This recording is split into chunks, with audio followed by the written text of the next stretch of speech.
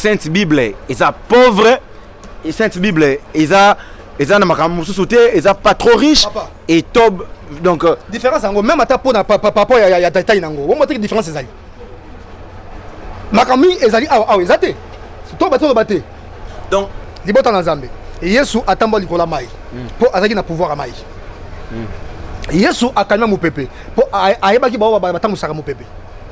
Donc en réalité auto bengi la spiritualité nezali base makambo nyonso wana tale loko yo obi ke lelo kata Bible ba bisaka biso loko moko ke ono lingenda Moïse bonga minyoka emela lingenda ya ba faro mais siko papa siko tanga écriture tout le monde ezande ngona te ah bon ezande ngini na kata écriture to remona ke Moïse ne appelle ça ordre soki nzama sunga biso na cause avec ces biblique wana na repesa yango quand nous faisons l'émission pour que bato comprendre yango Moïse appelle ce ordre et pas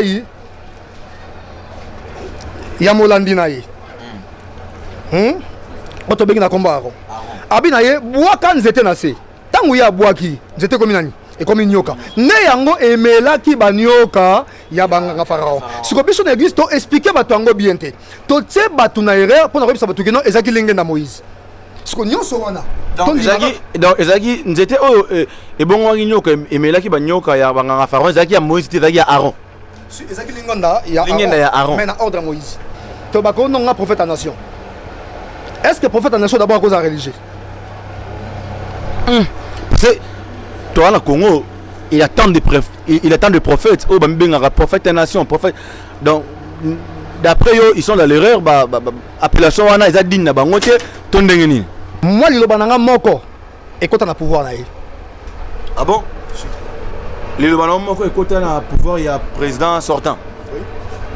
Ezaki liloba ngo ezalaki tobaki na ye boye soki lelo oyo okoyeba kozongisa ba valeur traditionnelle ba valeur culturelle na Congo biso pe toko appuyer yo tana biso c'est parce que nazaki na kati na regroupement moko boye ya batu moko lo na kosita ngote na émission zangani na kosita makamyo so wana tozwa tango ko appuyer donc tant to ba na yeke soko respecter yango okufa na pouvoir te ba koboma yo te okoza vivant pe osa remise reprise et là makamyo to ba na ye quoi Congo za laïque un prophète nation a osé religieux.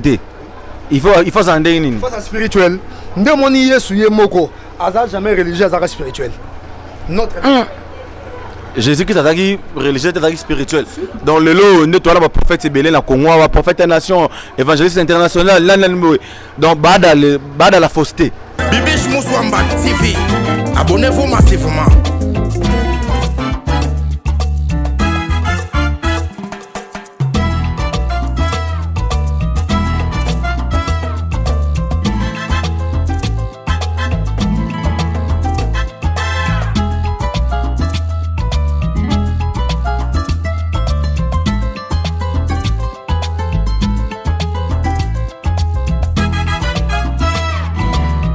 Mouswamba TV. Abonnez-vous massivement.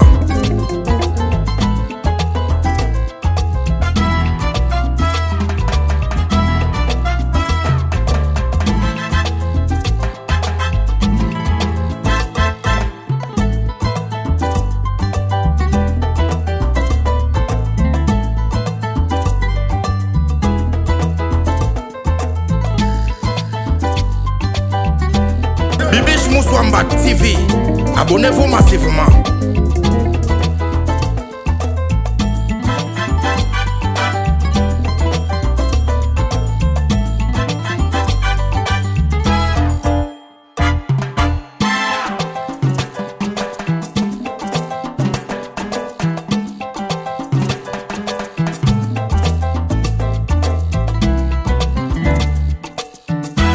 Bibiche Mouswamba TV. Abonnez-vous massivement. Bonjour, bonsoir, chers internautes. Ça dépend de l'heure au Bozoueli Bisso. Topesi Binombote na Kombo na Kolo na Bisso Yesmasia. Et aujourd'hui, on a reçu pour vous un homme de Dieu. Et avec lui, on va essayer de parler sur l'avenir de notre pays, sur l'apport de l'église na Mboka na Bisso. Et on va essayer de développer autant de sujets ensemble avec l'homme de Dieu. Et je le laisse se présenter Bonjour, pasteur. Oui, bonjour, monsieur le journaliste. Vous répondez au nom de... Oui, comme on a le guide Bamboulou, Trésor Tapele, ouais, ça dit comme on a Nazali Moko Basali Nzambe, on a dirigé l'église Message Divine, et puis on a dirigé l'école Moko Centre Spirituel, Message Caché Réveillé des dieux. On a guide, mais l'église, on a prophète. Ah, ok. Prophète, guide, tu es bon. Ok, merci beaucoup. Tu sais pas, c'est un yako zalana yo na moko na lelo to éclairer bana nzambe sur ba sujet belé to solana na yo ensemble par rapport ya apport ya église na mboka na biso na nation na biso et to za na période oyo notre pays ils ont fêté 60e anniversaire ya indépendance. Tous ans indépendance depuis le 30 juin 1960 et Tilelo, tous ans déjà juillet 2020. Prophète guide, est-ce que vous pouvez nous dire quoi il y a bisabiso apport ya église? Est-ce que de 1960 Tilelo na tanyo surtout est-ce que l'église a apporté un plus na avancement boka na biso église et sali maramamalam na nation na biso ou pas? Essayez un peu de nous dire, de nous éclaircir par rapport na yango. Bon, la question na répondre yo boy. Église na mboka ekoki ko apporter le côté et loko oyo et apporter que loko na mboka eza spiritualité. Pourquoi dans le bindeng wana église par rapport à définition to ko définir yango to moni bâtiment oyo bato bazo sangana mais la spiritualité vraie spiritualité nde e baka ko apporter quelque chose na kati na mboka yango zo mona lelo après 60 ans tu es se retrouver dans l'écuménisme. Donc ça veut dire que l'église est sangani.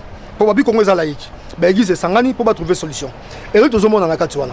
Tout le monde dans les loyaux, quand on va y aller, quand on va saliboyer, donc, et quand on va troubler. C'est parce que vraie spiritualité, dans le Congo, tu sais qu'on a imposé en côté. Et là, que on va Ok, merci beaucoup, prophète. Aujourd'hui, vraie spiritualité, tu sais, dans Congo, on a été imposé en haut. Est-ce que en fait, d'après vous, quand vous parlez de vraie spiritualité, qu'est-ce que vous voulez nous dire par là? Et là, on est derrière, il y a une vraie spiritualité. Mais quand on peut expliquer, il faut éclaircir les gens. Au moins, il est là, et c'est un peu de comprendre la réalité. Je suis un peu qui m'a dit. Dans Congo, biso batei, totei batu mabe, na façon nini? Totei batu bakabwana culture na bango. Ok, en réalité, le peuple a respecté la culture na été, a zappé na droit à se développer. C'est parce que la culture, il y a batu, nde e barako tombola, auto bengi nation. Malgré tout le barake non justice, mais justice sans peu pour ça malam, il faut culture. Il y a batu e bape ko tombola ma. Na kata Congo biso baté totei mabe. To kaboli batu na culture na bango, to kaboli batu na ba famille na bango, to kaboli batu na bato lo ba ko sunga bango ba komata. Biso to kaboli bango. Yango lelo tozo mona ba conséquences lelo. Yango tozo mona lelo yo mboka ezo ko komata te. To linga te nzambe azaka nzamba ba famille. Nzamba azaka nzamba famille. C'est parce que nzambe alinga toujours bato ba ko sangana. Biso batei to tei bato po to limboli pe makomi nzambe malamu te. C'est parce que to tangi histoire au lieu to ke na profondeur to bimisa vraiment to benga kabarema biso to komi na niveau na te.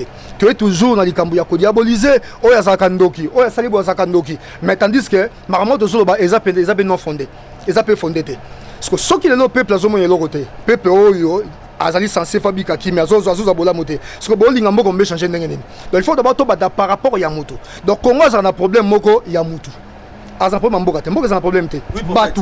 Oui. Na kati ote s'il vous plaît to ke malembe émission comme elenge pa makambo prophète comme bimisa wa tant ozolo bela to biso batei bino batei botei mabe bo magnoli écriture mabe ba église kaboli batuna na ba famille na mabota il faut respecter culture prophète étant de comment on biso peut-être azo comprendre peut-être qu'est-ce que vous voulez nous dire par là ça veut dire bato ko peuple congolais azonga na bokoko na bakoko tant on le trop culture trop spiritualité donc ozonga ngosonga ça bato na bokoko toni zo comprendre tes prophètes lelo biso to sanga berere mo tant to bi ke no bokoko to mona mabe mais olingo linga te soki nzamba sali o grâce o meli mingo ko marako oui omoni ba blog mususu ba terme mususu to zo yango nde to kumbango pina malamu mengete to zo loko moko nani omoni tango nzamba sali bato akeli bato apesi bato espace na bango mindele oyo bazwa développement ndenge tolobaka bango bazwa chance moko bao ya bango bakenda liboso batikela bango mayele na bango par rapport à l'écriture biso sikoyo na Afrique bakoko na biso bazaki mayele basaki nini bazwi ba statut oto bengi ba statut eza ba langage yango na lingala bikeko voilà ezalaki ba langage oyo soki moto azwi yango akotanga po comprendre na bandi awa na lekana kokoma lobi mais que tango biso toye na réveil na nzela ya catholique po catholique nde moto abandi réveil aye azwi relève tango toye na réveil pour la biso to yesko to ko boma susu malamu biloko wana ya donc prophète toki malembe cher internaute comprenez que tu vas prophète va passer abimisa benza o ezana mutu na na motema na ye comprenez le temps on ba tant on réveille en fait catholique et puis réveiller et jouer relève balingi ba longola un peu qui boko ko wana qui c'était d'après vous prophète peuple congolais to considérer au réveiller na ngote église de réveiller na ngote dans l'ensemble des réveils ça va tout considérer Bible était moi quand même nakata Bible wana oui nakata Bible Bible dozo ba wana bataille biso il faut tout respecter culture même dans l'Ancien Testament ba biso que non mutu akokite concéder même azwa borne muninga aleka ko pousser donc likambo ya ko bunjela mabele e bandika tango na biso te e bandi na tango na Biblia na tango ya kala batu nyonso babunda pona mabele tika na biso loko moko moi le nata Congo to ba ko non prophète à nation. Est-ce que le prophète en nation d'abord à cause de la religion? Parce que toi, le Congo, il y a tant de prophètes. Oh, ben, prophète en nation, prophète. Donc, d'après eux, ils sont dans l'erreur.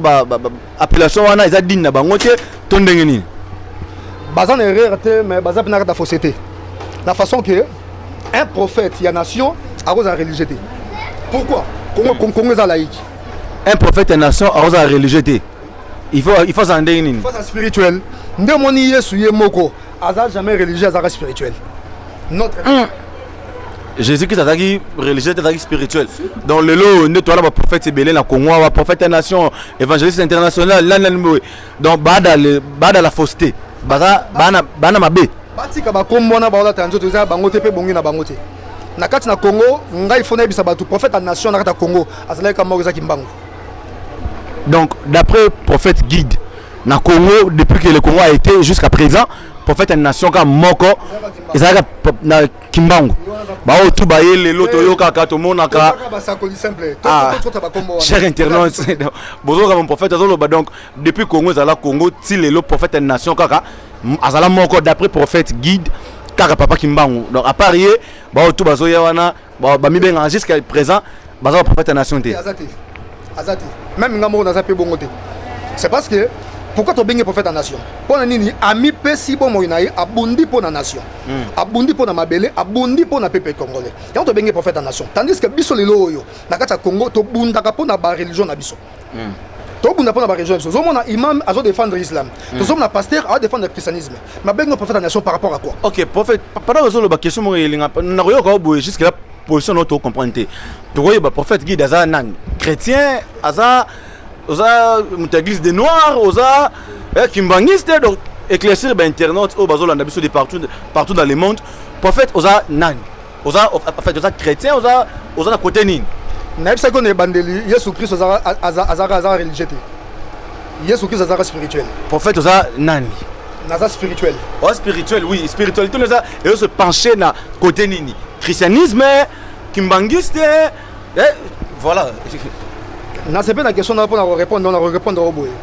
Comment dit Nzambe tanga sali mokili. Asali na mo sali mokili na ye. alobi na biso na kati ya mokili sengeli atinda basakoli na ye ndenga kaboli tomoli lelo yesoye batu nyonso batamboli tamboli lelo même lelo to ignore même Bouddha mais Bouddha aza parmi les prophètes oyo na mokili basali pe bolamu mais biso to ignore bango wana ko répondre batu boye bato bazoluka baye ba position na ngai nazaka chrétien to nazaka kimbangisa to nazaka motéglise noire na koyebisa bango boye nazali homme spirituel. Oui, cause homme spirituel prophète, oui, homme spirituel parce que Moutou tout spirituel parce que Bible lobby en réalité dans l'homme c'est l'esprit. Moutou tout spirituel c'est quoi? Homme spirituel là yo et ça penché à côté nini. Voilà éclaircir sur le sens voilà prophète. Vous croyez en Jésus-Christ, vous croyez en Kimbangu, vous croyez en Bouddha, ton en Mahomet, ton en Nani. Voilà. Ah, c'est ça. On a quoi biso que donc na so croire na Jésus-Christ, nazo croire na Kimbangu, nazo croire na Bouddha, nazo croire na Mahomet. au cours na Jésus-Christ na Kimbangu na Bouddha pe na Mahomet. Donc en fait tout le prophète ça la religion nyonso tu vois là. Aux chrétiens, aux musulmans, aux kimbangistes, aux bouddhistes. Mais oui, c'est parce que bango nyonso ba ya wana ba spirituel. Bango so ba za ba religieux te. Yonga ina zo ko na bango. Pona nini na mokili ba kumbeli biso message. Oyo euti pa na Nzambe. Et puis bango nyonso ba za un. Bango so ba za un c'est parce que ba uti pa ya Nzambe. Siko soki nga lelo yo na lobi na kangami na appartenance moko. Donc pona ko ba ke lobi na na facilité à critiquer religion mususu. Mais tandis que mutu nyonso a critiquer autre religion. Aye ba ke na kati na déjà aza na kati ya perdition. Bon. Prophète guide. Ton amboka oyo ba église ya tellement belé, ba pasteur ba tellement belé, o ba tu ba se confier na bango ba ki na pas na bango, voire même gouvernement qui na et consulter na bango. Donc le prophète guide koyo sa biso que tous ces gens là, tous ces hommes de Dieu là que nous avons à connaître dans notre pays, dans notre nation, ba da la fausseté. Ba na fausseté te menga na senga bango boy. Ba longwa kozala ba religieux ba mat na dimension ba ba spirituel. Tout le monde a dépendance à la religion. C'est parce que les lois au Congo koufu et la religion de Congo. Donc quand on parle de religion de Congo, au Tchad ba kimbangiste na quatre. Religion nyoso na longo di ba kimbangiste, ba musulman, ba chrétien. Religion nyoso, c'est pas ce temps ba créer écuménisme, ba sangani bango nyoso, ba musulman, ba sangi bango nyoso. Ba sangani de batambusa Congo, mais Congo est tamboulati, c'est pas ces grâce na bango. Il faut dire la vérité. Donc tout le monde aura président surtout les cas na mboka na biso yo à consulter basali Nzambe, à consulter ba prophète, à consulter ba confession religieuse wana oyo zo ba tobo ya bango lelo. Ba consulter bango. Donc mokili mezo landa yo. D'après prophète guide, gouvernement ya Congo pour na avancement mboka na biso, pour na progrès, changement, développement ya Congo, ba tourner les deux vers ba confession religieuse wana surtout baluka, ba spirituel, ba homme spirituel, ça veut dire bino.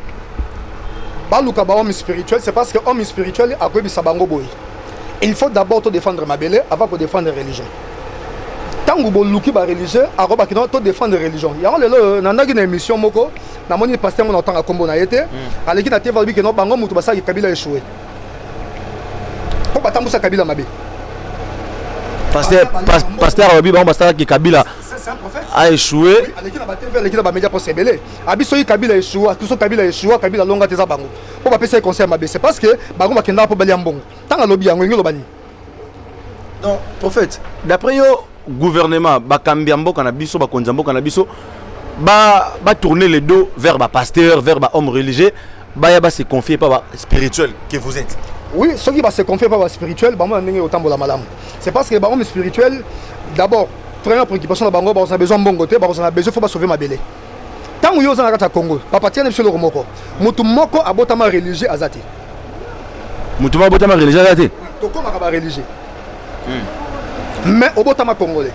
Oui. La première position, il faut défendre la nation au lieu de défendre la religion. Mais pasteur on a mieux surtout. N'est-ce pas bango tout ba ça rabiso que ba terre rabiso bolingwa Congo, to bonde la pona Congo, ba sangana tout monde ina martyr ba sangani ba bonde la pona Congo. Cop. Ba sanga cop. Si ba benga ba to boya to prier pour mboka, to sala boy ba musulman ba sangani ba chrétien ba kimbangiste, na ba salutiste. Cop.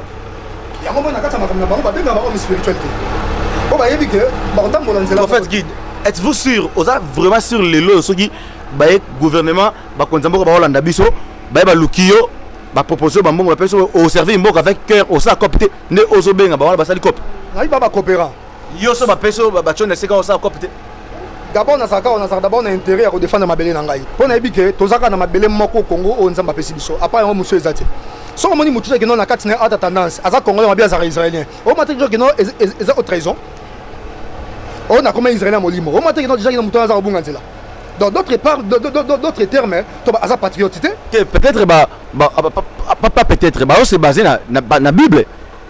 Prophète, to lo ba livre de base na yo livre oyo c'est bazaka na ngoza nini parce que ba chrétien ba toto benga ba homme religieux ba comment ba religieux wana ba ça la Bible et référence na bonza Bible référence à prophète guide des animes livre nini et la Bible oui sur réellement la Bible ba toi na pe ozo ba congolais mais na molimo israélien ba monyo na Bible. Est-ce que mutu d'abord par ne devait pas aller à Israël à Kendina na ambassade ba 5 visite. Ok, pas déposer israélien. à congolais et donc ça li pas ces années on bible makomi en Nzambe tant ba li biso ngo bato ba sali biso mabe na façon nini ba yeli biso biblia makomi na Nzambe mais na sima ba kotisi politique ba kotisi politique na kati na yango na souci nini ba ya na domination pour na ko dominer peuple africain ozomoni côté sikoyo biso na ba religieux to yo kana raté yango wana na point wana popo na bango Congo ko kufa nango mais église etika nango mboke kufa église etika mais bazo bossa na ke soki Congo kufa église ezalate toyoka mingi balobaka ke non soki lelo Congo ezobika eza mpona bapriere baeglise soki lelo Congo makambo mabe ezokoma te nzambe azoyoka mawa ya mabondela bapaster ya baévangéliste bamama bakendaka kosambela baveye banuit de prière toyoka eloba makambo prophète moko pasi ali bato bazosouffrir na Congo to voye le faste tozwa makambo te par rapport à ignorance Congo ezobika te Congo eza na pasi c'est parce que bapréalable makambo yosenga to sala yango to sala te donc lelo pasi ya Congo to sous-développement ya Congo eza ngo mingi bakambi ya Congo te mais les gens qui se disent pasteur basali ya Nzambe oui c'est pas ça donc yo ozu faute wana olongolongo pa ba gouvernant opesa ngo basali ya Nzambe oui c'est parce que bato so o mona batambo na mboka oyo baza bakonzi baza ba église basambela kati soka za catholique te o aza chrétien soka za boza akoza musulman ba église basambela mais pourquoi muto asambelaka a comme na tête mboka a onyokola baninga na ye c'est que bato batia robotia bon mabe mais bon on est faute c'est pasteur papa mais c'est parce que non prophète pasteur a gotea même une église nayo au terre mais je pense pas que au tambola na mondimi na partout ou imposer à sa maman au terre là ça dépend de sa volonté est-ce que yebi que soki muto akomi na tête ya mboka akomi différent na muto azana si tant to bi bandimi moko remarquable c'est parce que ba komi na charge ya mboka ba komi ko dépendre mboka ba komi ko défendre mboka peut-être pasteur né atiaki servir mboka linga mboka mais akomi na tête voilà alors ça ba sentiment motema na ye faut osom sera pasteur né faut voilà est-ce que apparemment ça problème na pasteur papa est-ce que obi que ça passe na église na biso to te ya makambo etali patrie to te ya ngote biso te ya to lolati au pambolama au kobala au kelola yo to te ya lolati mais selon la Bible yango là parce que mais tout ce que to kenere pour que na lola d'abord voyage aux obika na set eza ntina te donc prophète côté ya bato même évangile ya repentance bobonga la mitema yeso roya to kelola eza mabe repentance na sepe na o c'est parce que babino ko yiba te ko bomate tambola na robanga nzambe otango yeso roya okende lola wana beti ma ote bacha na ko kelola te baba kino tambola malembe na mokili ko yiba te c'est parce que mboka o nzamba tini fo bobongisa yango to lola to za devoir moko sakana te lobi tango to zonga tango to bato kelola yango tango to kena jugement oyo ba sasoni bozwa ki charge ko sunga mboka bato bazaki basiba lokola bili fo bo mo bonkate bango ndenge nini eza mboka responsabilité o to lolo to zo ignorer na mokili olinga te obotama religieux te bato boyo kanga malamu mais obotama congolais obotama angolais obotama gabonais obotama na mboka français oyo botami yango zomona ba mindele eloko liboso ba défendaka d'abord za mabela mboka na bango yango zomona lelo to kona ne Rwanda tobi Rwanda boy mais tandis que o to bengi Kagame attaque patriote attaque nationaliste azolinga même akenda créer ba crime na mboka mususu pa tonga Rwanda contrairement biso na Congo donc na kata Rwanda ba église nyoso et tout ça mobeko ya mboka c'est parce que oyo Kagame biso tout le monde faut d'abord défendre mabele au moins avantage à Rwanda prophète Guy est-ce que vous assure que toutes ces églises que nous voyons ba pasteur wana ba évangéliste wana ba apôtre wana ba to sara mibeko mboka te to bazana bolingwa mboka na bango te ndengo solo to la kisaba to bolingwa to peut-être yozana vous avez un problème particulier avec des pasteurs les évangélistes on a un problème particulier na église de réveil non naza problème église de réveil te nazo ba bien ba religieux donc na sangisi ba tunyoso donc na posa na ngeza moko za nini c'est tant confinement ezosila na ba église na biso to la kisaba to bolingo ya mboka to bisaba to ba défendre mboka na bango favorablement yango lipamboli ya mboka ezali na mboka moko te ya mokili religion et développement mboka ezate ah bon par na monde religion et développement mboka ezate et faire développer mboka spiritualité la spiritualité et puis auto bengi sentiment patriotique ne développement mboka oui yango zomo lelo batie mutu na mutu ya mboka ya mutu ya mboka lokola yebi aza ba sentiment patriotique te akoluka détruire alia ye moko et puis pas ça nini biso ba pasteur oui eza mabete kolia ba 10 000 ba son de grâce eza mabete mais na bato batombolami tanga kopesa dim na ye yo tu na ye malamu dim ozopesa nga eza bena motoki na yo to buki ke saleta eza pas important to bako chaba na nzela oyo eza o inspirer une question très importante prophète olobi tango bandimi bazoya na badim oui ba autorité oui so ba tango bazoya ba le ba pasteur badim pasteur aluka ayeba source isika mbongo wana wuti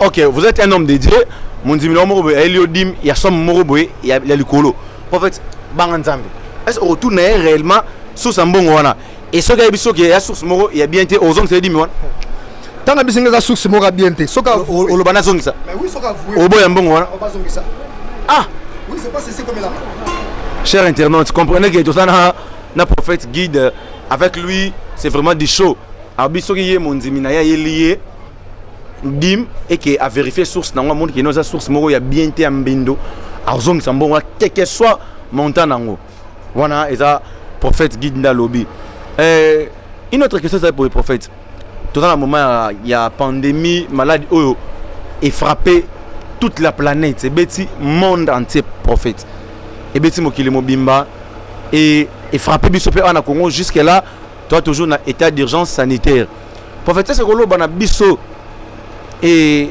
okoye biso étant que spirituel homme spirituel nengo zo mi benga et loko nini oyo loko na bolingwa mboka loza ozolo ba mama bolingwa patrice aussi mboka na bolingwa mboka oza to mona chaque jour baka ezomata chaque jour baka ezomata étant que homme spirituel moto nzambe a doté na ba capacité oza nango et lo ndini osali pona attaque guérison 2 ou 3 cas il y a maram ozo le mboka na biso ba maladie o avant to comme na guérison na senti na ou de côté pardon comme ça la guérir il faut d'abord mal continuer à ça guérir ngana sentir na ngana périmètre na ngai côté oui na périmètre na côté mais to la narrative to na information batu bana bakawana et batala ba plutôt o ba tangela biso to yebi étant qu'un homme de la foi tu te réveilles un matin non na kondimana nango na kende na prier pour na batuana et na spiritualité na nga ba obika au moins d'abord il faut na chose anide moni source d'abord ya maladie wana eza pension uti panzami c'est parce que mokili comme moto zolo bati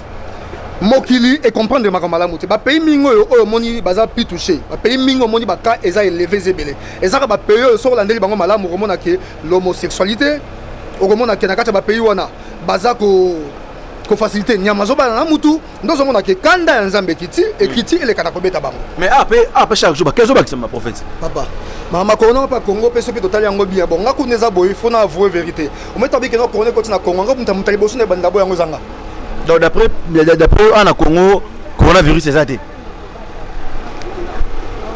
bon d'après nga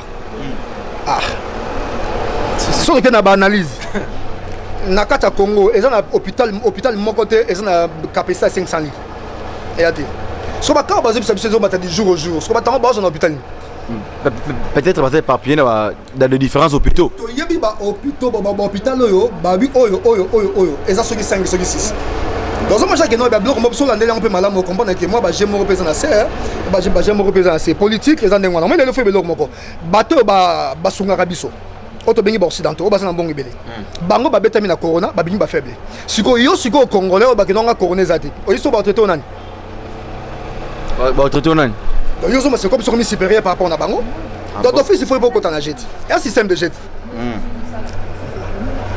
un système de jet donc il faut yo peut qu'on en jet pour nini pour que lobby peut ba peso ba recoper ça yo côté pas c'est ça yango donc en réalité na kata Congo nous sommes mona oyo so corona za ngotam c'est juste 10 personnes nyo so tozo mona wana eza ngokop balimbisanga eza vérité yango zoma lelo yo bakomi kobomana o mbongo komaki boy mbongo kotaki boy ba pota pa mbongo c'est pas c'est ba kaya yango za kop ah ok cher internaute essayez de comprendre makambo prophète azoloba là ça n'engage que lui d'après couronné zati na Congo et comme cop ils ont engagé kaka prophète tonga toyeba étoile ya mutu parce que nzamba sala mutu nyoso tout mutu azana étoile ya mutu ezaka wapi étoile ya mutu eza wapi mais quand peut expliquer bandeko bazolanda biso peut-être ndeko mo pe amituna ba question na azaka déranger étoile la mutu eza wapi étoile la mutu sur l'étoile de l'homme essayer un peu de nous expliquer sur étoile la mutu ezaka wapi na sepe sur encore il faut la question oyo poser question moko et si na répondant pas on a mis mususu le so tuni yango pona meka soko éclairci yango bien en profondeur une fois dans le place moko na moni pasteur monene hein a ti apena TV tala full aïe ça va ndimina bo simba na mbunzu bo déclarer pour étoile na bino na tayo na bi quelle ignorance au moins ce différence à base spirituelle na ba religieux yango un spirituel azo kende azo kundola makambo na kata spiritualité mais un religieux te te matsu bazo bazo makambo na wapi et toi me na mbunzu c'est faux ya c'est faux. Ouais, toi, tu as un bon, tu peux pas y mettre la binoté. Mais tu as la différence. Mais un grand pasteur, Azana renommé, Azana combo, n'a pas autant de combat tout est. Mais le nazo meka, tout le monde est ignorance. Bah, tout mingi bakoti m'a bien na kacha ignorance sona. Pour nani, à y habiter si que toi la montée les alaka. Au lieu à protéger si que toi les alaka, il y a à protéger si que toi les athées. Peu à baby sami peu lobby koufé et kangiye. Et toi la moto ezaka na maboko. Ezaka na mbunzu te. Na mbunzu ezaka to bien à 3e air. Maboko ya mutunde bakoki ko comprendre oyo zali c'est parce que maboko ne to moni ba apprenti yango mona ka même ataba to be balingi obebisa muto niki no kende ko zo matambe na ye même na sama ko za ba apprenti tango bazu matambe na yo c'est facilement ba ye ba ko contrôler yo ndo mona ka lelo penza mais merci coronavirus changer biso mbote ha ibota nzambe na so no makamoko tant sur est un peu amusant mais est vrai tant corona aussi là ba te belé ba ko récupérer possibilité ba o ba sambeli ba kangami na nzambe pona ni na temps oyo to zui to pesa ni mbota lobo côté dans ma transmission et ça imité pour tout zimbo taboui tant que personne n'a camboté contact à l'obo comme il balait moto à se préparer qui a conséquence à quoi qui peut koyiba to koyeba ko étouffer toi nayo sans que on les kana koyeba donc mon akamtabi non so pc ka camboté no sendo dominer c'est parce que ça à partir à contact qui a étoile mi balé oyo ele qui na kokutana mais na kata religion babi étoile les awap na mbundu au moins côté pas ces ali donc ba religieux ba église de réveil batei ke étoile la mutana na mbunzu prophète guide alobi étoile la mutana na mbunzu te étoile la mutana na maboko parce que wana nde ba empreinte na ezali donc prophète ti na zolanda malamu ti bandeko ba olanda biso de partout dans le monde to comprendre petit à petit que ozo pesa en fait faute mingi tort mingi na ba religieux bata église de réveil bata dans la fausseté ngo tukoloba bata na mabe et binonde ba homme spirituel ba ta spiritualité bon a raison au PC sous différence makambo ba étoile bango ba loba étoile dans mbunzu mais pas na yo lobi que étoile mutu na mbunzu te étoile mutu eza na maboko wala ils ont engagé kaka prophète guide na prochaine émission au sala nous serons ensemble na plateau na biso na pasteur moko église de réveil na prophète guide et ça comme un débat contradictoire toyo ka pasteur et église de réveil toyo ka prophète et spiritualité et puis ba analyse tout ça là ensemble tout à conclusion le prophète alobi étoile la mutu za na mbunzu te ndenge ba bisaka biso étoile la mutu za na maboko parce que wana nde ba empreinte na ezali oui prophète continue koloba et puis ta solo comme ce soir biso ba spirituel to comprendre moi makabebele na ndenge ni to tanga alertine ti batunyo soto yo ta le loko yo obi ke le kata bible ba bisaka biso lo moko ke ono lingenda Moïse bonga minyoka et mela lingenda ya ba faro mais sigo papa sigo tanga écriture to mona ke za ndenge wana te ah bon les andenge na kata écriture to mona ke Moïse ne appelle ça ordre soki nzama sunga biso na cause avec ces bibliques wana na kopesa yango quand nous avons une émission pour que bato comprendre yango Moïse appelle ces ordre et pas y ya molandi na ye oto bengi na komba ako abina ye bwaka nzete na se tangu ya bwaki nzete komi nani e komi nyoka ne yango emelaki banyoka ya banganga farao siko biso na église to expliquer bato yango bien te to tie bato na erreur pour na kobisa bato keno ezaki lenge na Moïse siko nyonso wana donc ezaki nzete oyo ebongwaki nyoka emelaki banyoka ya banganga farao ezaki ya Moïse te ezaki ya Aaron ezaki lingenda ya Aaron mais na ordre Moïse qu'est-ce que vous voulez dire par là c'est par là ils pour na kobisa biso boy au moins lelo soki mutu atambola mingi na kacha ignorance ezaka difficile pour à comprendre la réalité to ba vrai problème oyo et même comme la canal kokota na kati na vie na ye au moins lelo par rapport ignorance nyonso bomaka ignorance c'est bomaka or que tandis que Nzambe alobi na Moïse na salon Nzambe libosa pharaon alobi oyo molani na yo ye to sali prophète donc on a kobisa biso que o to bengi prophète azali oyo Nzambe apesi makoki et puis prophète nyonso azaka ne lembo o to bengi ya pouvoir na kati na ye prophète oyo azana pouvoir te aza prophète te donc des prophètes qui ozana lembo wana ya pouvoir kati na te bon na lobi ngai te nabi prophète nyonso za prophète azaka na pouvoir puissance ezali oyo nzambe apesaka mais pouvoir tozango na kati ya mokili. Prophète, bien aimé, vous comprendre. Au but puissance, c'est ça, on a ça. Oui. Mais pouvoir, c'est ça, on a donc, si on a la puissance, on peut pouvoir, tes pouvoirs, on a mokil. Pouvoir, on a tango, on a établi, on a pouvoir. Et on a tango yesu abotami. Et là, il salami. Ton moni ba roi mage, auto bengi ba roi. Ba roi ba ye ko guma ba liboso na ye. Ba ko doter symbole à pouvoir. Tam susu comme ça ba to mususu. À moi en tant que spirituel, na bi ke zandengwana.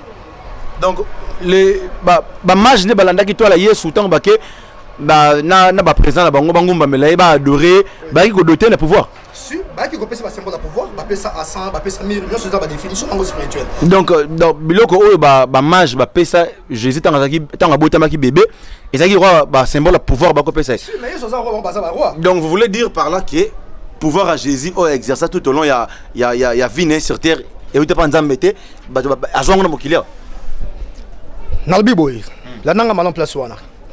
Na kata mokili préalable ezali. Pour le but puissance et où tu pas nzambe. Pouvoir prophète azongo na mokili. Zana explique bien que malembe papa. Là donc maintenant expliquer malamu. Na kata mokili to ba tali bosote. Soko moni même Abraham. Hein? Koko yambo. Akutani na Melchisedek. Et puis azaki roi et puis azaki prophète. Melchisedek vis-à-vis à Abraham ezaki adopté na pouvoir. Et donc musouté.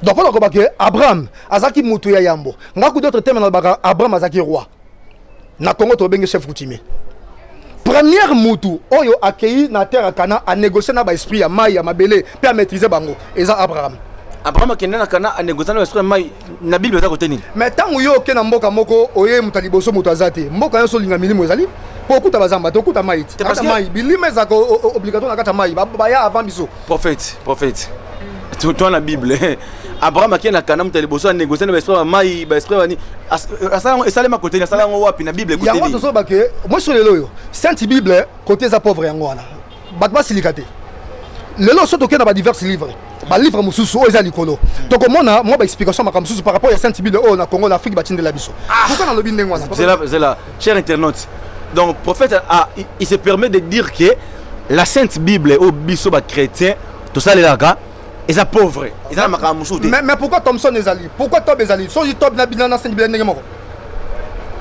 Tob ezali na Sainte Bible donc Sainte Bible est pauvre papa zo Tob au mona que Tob na Sainte Bible ça munene na ba lertir mususu mais Sainte Bible ezate de pas d'accord que il y a des choses au moins eza Bible ba bébé Sainte Bible ba bébé eza livre bana ba pesa ngo bana cher internaute émission ezolingesi la mais depuis c'est comme elengi prophète guide il se permet de dire que Sainte Bible est pauvre et Sainte Bible est na makambo mususu te eza pas trop riche et Tob donc différence ngo même ata pona papa ya tatai nango wo motre différence ezali makami ezali awa ezate to bato baté donc Abraham akena Kana mutaliboso Abraham a négocié avec les esprits des eaux ba esprit ya mipepe ya zamba donc Abraham asala en fait on peut dire ma cérémonie wana Abraham asala le monde spirituel existe o lingo lingate mami watana mato bengi ba sirène ba ya avant biso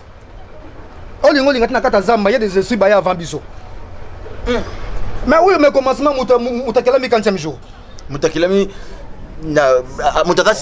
sixième jour dernière créature il y a créature tout nzamba sala Seigneur se dara déjà tu donnes ils en a esprit na nzambe oui il est vrai nzamba sala mutu na suka ya sala nyoso après ko sala tunde ko sala mutu kasi nzete nyoso ape makati c'est pas esprit za katina ape maka peuple de Dieu ozolanda biso a retenir nini lokwa mutu salama na suka ya ba créature nyoso donc il faut mutu asani a obéir ba esprit na nyoso a négocier ba esprit na nyoso siko tangu mutu ayena mokili nzamba pesi pouvoir lokola gérant a gérer nyoso nzamba sali nzamba doté mutu pouvoir ya supériorité lokola biloko nyoso donc en réalité mutu nyoso za mutu il faut azna capacité ya koyeba ko solola na les 4 éléments fondamentaux moto mupepe mabele na mai yango zo mona tanga to zali président de la République mboka soki na période na yo oyebi ko négocier biloko nyonso te ba kotrike yo yango zo mona président Félix na ebandeli tango akotaki lokola président amoni pasi Talé bela accident. Président Félix même ya mabele. C'est là prophète. Président Félix n'a bandé le pouvoir on a moni pas parce que a négocier na esprit na 4 ans tout. Ne bandeza ki ndengo nati. Ne bandele aye ne kaka boye loko la religieux, loko la religieux. Mais lelo n'attend to solo ba lelo. Donc même religieux te réveil tant sous bon na clarté parce que on négocier na esprit wana te. Na connaissance ya makambo nyonso wana te. Moi lelo bango ba kanisa muto ko na mbongo ebele ndoko migrant. Ok, yangote. C'est pas bango basa na conquête mbongo ya luka mbongo. Ba na conquête ko luka recherche mususu te. Bien aimé. Lelo soki bazui mbongo ebele ba bateki baza ba grand. La grandeur c'est autre chose. Ok. Bien aimé, comprenez que nous sommes avec les prophètes guides, il y a spirituel, il y a chrétien, il y a kimbangiste, il y a musulman, il y a bouddhiste, il y a spirituel. Et puis à des fois, il y a un peu nyonso. Et là, donc comprenez que l'émission est tellement malade. Tu peux suivre nos rendez-vous dans le prochain numéro, dans la prochaine émission, dans le plateau de Ozala, na un pasteur, il y a Église des Réveils. Ensemble avec notre prophète guide, prophète, il y a spiritualité.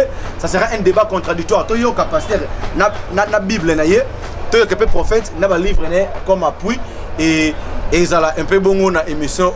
Ils ont la passé le lot. Peut-être on a pasteur était na plateau, on peut être sous prophète. Aux donne droit, aux on a raison.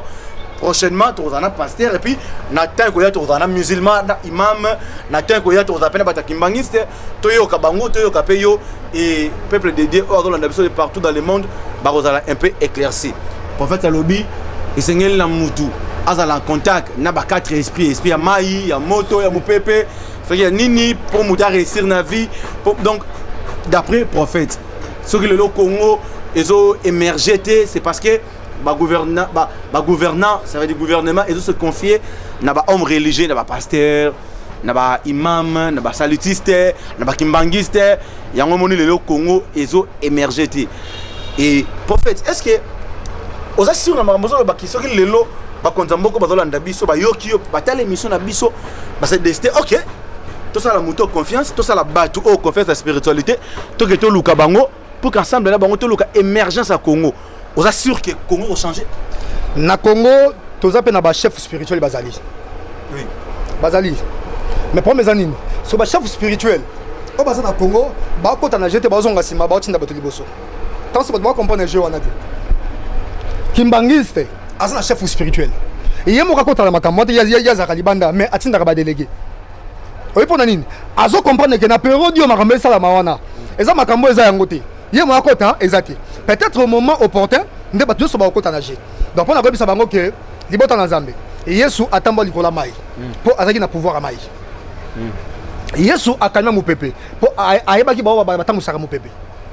Donc, en réalité, auto bengi la spiritualité, nous allons base à ma cambonio sowana.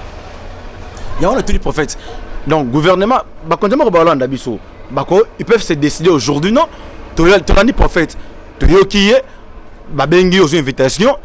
Ok, et tu peux sur confiance, ça là, au ça là pour Mboka, Bondela, ça là, oui, Mboka va changer parce que confiance na yo Congo va émerger. Oui, Mboka est va changer. C'est parce que ils ont makambo et que c'est ngatoye bisabango, o ils ont ba secret tam tout rolo bango boté. Ils ont na souffler lo komoko. Au moins attend le président Kabila. Président son temps. Moi li lo bananga moko et quand on a pouvoir na. Ah bon? Les Libanais moko et quand on a pouvoir il y a président sortant. Ils ont ezalaki tobaki na yeboy. Soki lelo oyo okoyo bakozongisa ba valeur traditionnelle, ba valeur culturelle na Congo, biso pe to ko appuyer. Tant na biso, c'est parce que nazaki na kati na regroupement moko boy ya batu moko. Lo na kosita ngote, na émission zangani na kosita makamyo so wana. Tozwa tango ko appuyer. Donc, tant to ba na yeke, soko respecter yango okufa na pouvoir te bakobo mayote okoza vivant, pe osa remise reprise. Et là makamyo to ba na ye. Pe yango isama lelo. Donc, en fait, il y a tout moi moukié, azaki pe na moi possibilité na rokende ko lukaba spirituel. Donc, on va s'y permettre na ye, auto pesa maloba, on a zolo ba livré. Donc, on a ko biso que ceux qui ba pesi confesse pas na biso ba mone makambo tambola.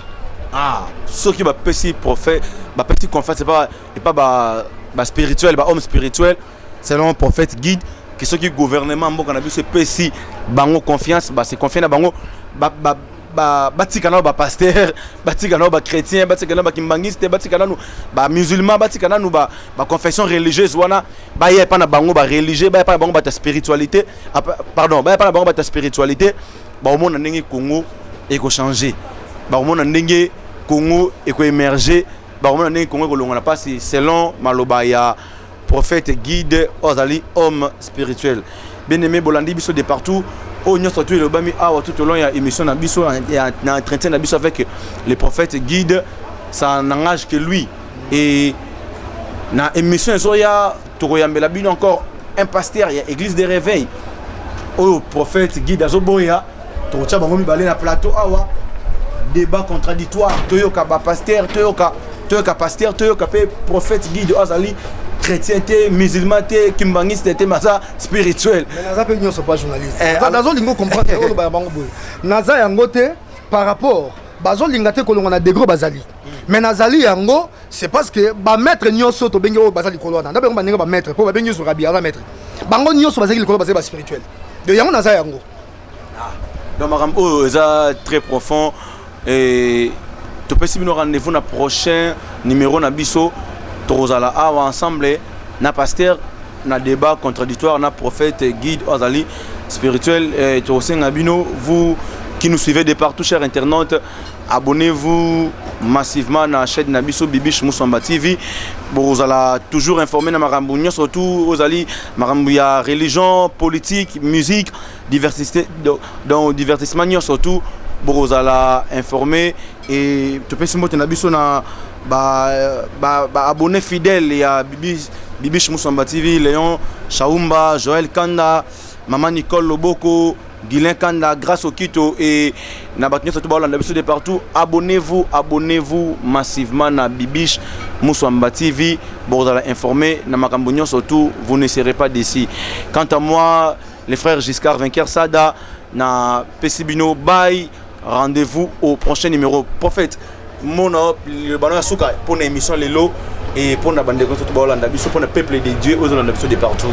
Exode chapitre 7 verset 10. Ndaibisi biso ke to comprendre eloko wana. Moïse azalaki nzambe libosa Pharaon. Aaron nde azalaki prophète et pas prophète, des possibilités ya miracle ezali. Donc Exode chapitre 7 verset 10. Na ko sabatu nyoso boye. Ba tenir na rigueur te. Na tango to komi il faut vérité et bakobima. Bible komoko muto abotama religieux azate ba tango na mitu na bango. To mona lelo musulman bina komi na chrétien. Chrétien bina komi na musulman. To mo ba changement ningo salama. Donc on a comme ça que to botama yango te mais muto biso kino alongwe congolais azate.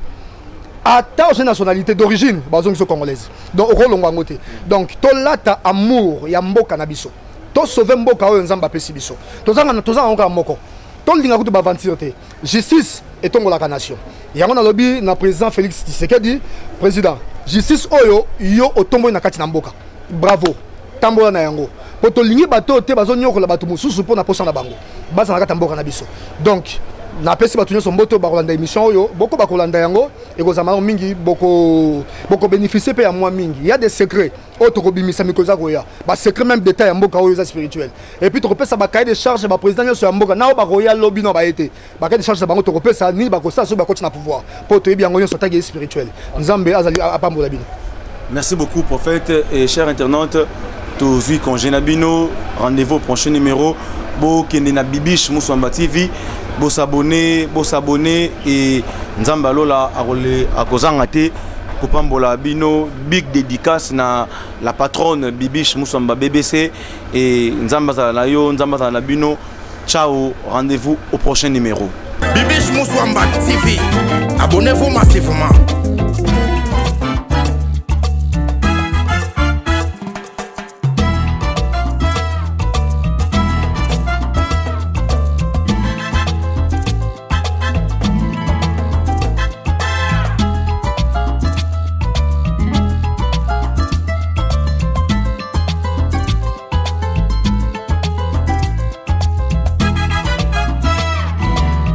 Moussamba TV.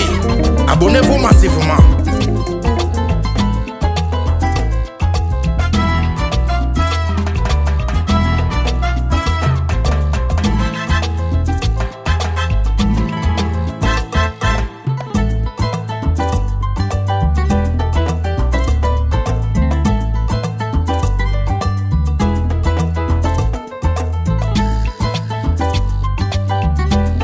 Bibiche Moussouamba TV. Abonnez-vous massivement.